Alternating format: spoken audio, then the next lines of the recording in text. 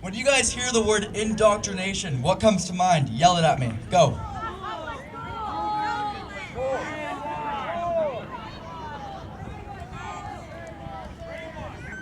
For me, three main things come to mind: the youth, the media, and the school system. Yep. Kids are spending 6 to 8 hours a day at school, and then when they finally get home, they're going on their phones. And most of these kids don't even eat supper with their families anymore.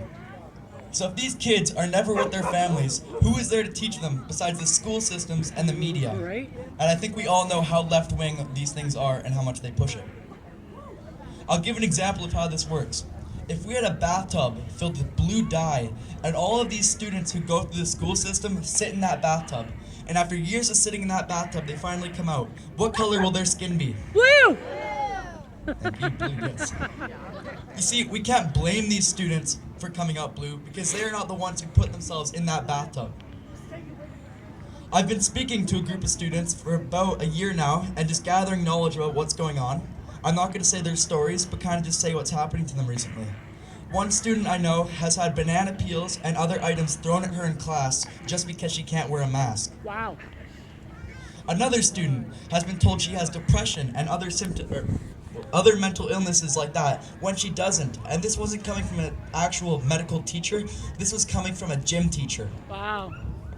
In schools, they're pushing biased political views in the classrooms and in our projects. For a few examples of this, I will give you a few that I've done in the past few weeks. One of my projects were called United Nations Peacekeeping. In this project, we were asked to give an example of why Canada should have a seat in the board of directors for United Nations.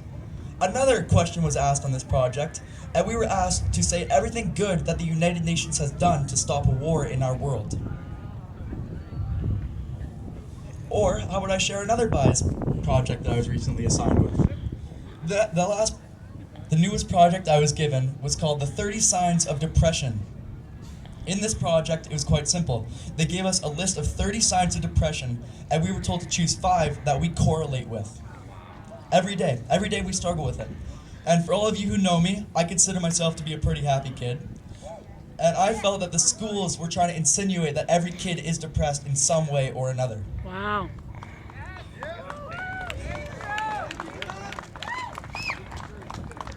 All these students who are too nervous to speak, I understand. I was once there. But I do have a message for you. You are not alone in this.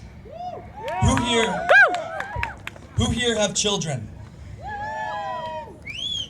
Good, because today we are making noise for those kids. Because we are no longer voiceless, because now we are standing up. We are the resistance.